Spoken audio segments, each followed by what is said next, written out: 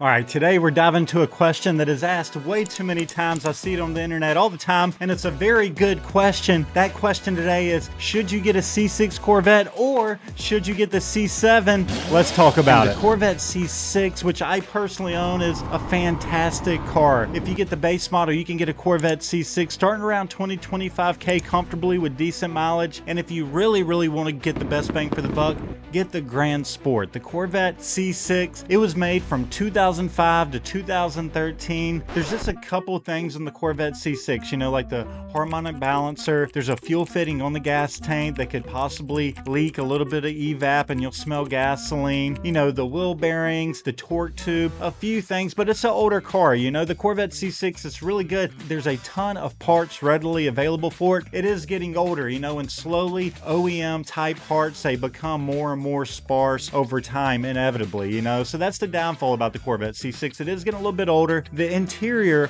on the Corvette C6 is a little dated. It is. It's got some plastic pieces. It's not the best interior. You know, it's not great there. It's a pretty good ride. If you're driving the Corvette C6, you really get the full driving experience, and they make really good power. The Corvette C6 has the LS3. It makes, you know, 400 horsepower stock, and if you throw a cam, some long tube headers, some exhaust on that bad boy with a little tune, it's really going to wake it up. So, you know, Corvette C6 is a really good car. You can get one for about 25K for a decent one on average with decent mileage. Now let's talk about the Corvette C7. Corvette C7, man, it was made from 2014 to 2019. It's got the LT1 engine in it. The LT1 engine is basically the same thing as the LS3, except there's a few things. You know, it's got variable valve timing. It's got direct port injection. There's a couple small differences. It gives it a little bump on the torque, especially down low. It's got a much nicer torque curve overall, I'd say. Honestly, it probably makes 50 more horsepower stock. So the LT1, really solid engine, you know. There were some early issues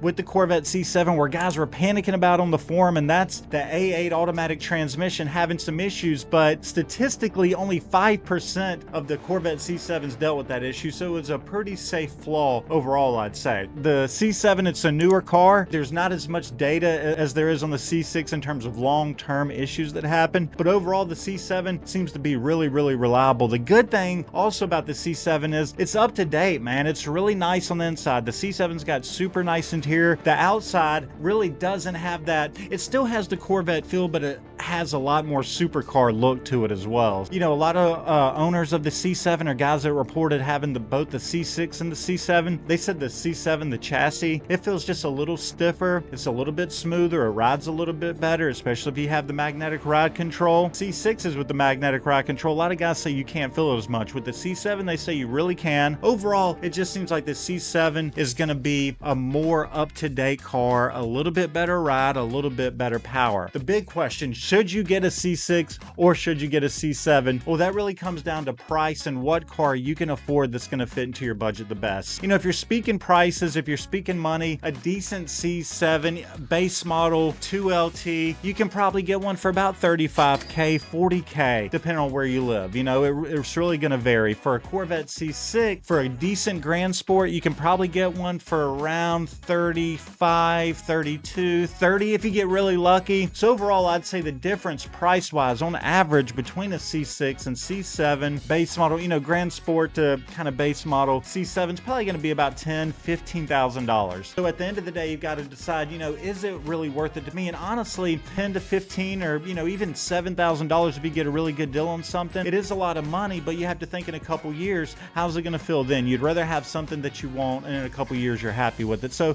think about the money. You know, if you're really at a point where you're like, man, I really can't afford to drop 35, 40K plus on something right now, that's all good. Get you a C6 for like 23K, get you a good deal on something. And man, the C6 is a great car. Like I said, headers, cam, exhaust, tune, you're in business, baby. It really comes down to price, what you want. You know, a better daily driver, a better, you know, all around towner, a better like road trip car is going to be the C7. It's just going to come with the price. When it comes to maintenance and reliability, they're going to be pretty close. You know, the C6 may have more issues, but it's going to be cheaper. The C7 is probably going to have less issues, but it's going to be a little bit more expensive. You know, some of the bigger issues with the C7, Like I said, the transmission, that was a very, very small percentage.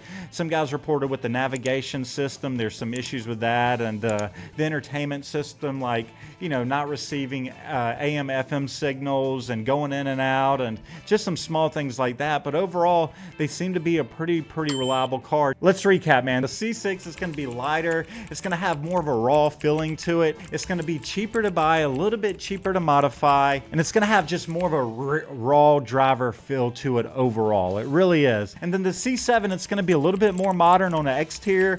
On the interior, you can get really nice trims like the Z51 on the C7, and it's going to be really solid. And with the C7, you've got the LT1, which makes about 50 more horsepower than the LS3, and it's got a little bit better torque curve, and it's going to feel a little faster. If you're on a budget and you want the raw driving experience and you don't care about like the crazy interior upgrades, get the C6. But if you've got a little extra cash and you want a car that feels a little bit more, a little newer, a little more upgraded, go ahead and get you the C7, man. If you like this video, I appreciate you guys watching. Check out some other Corvette videos. We'll see you guys on the next one.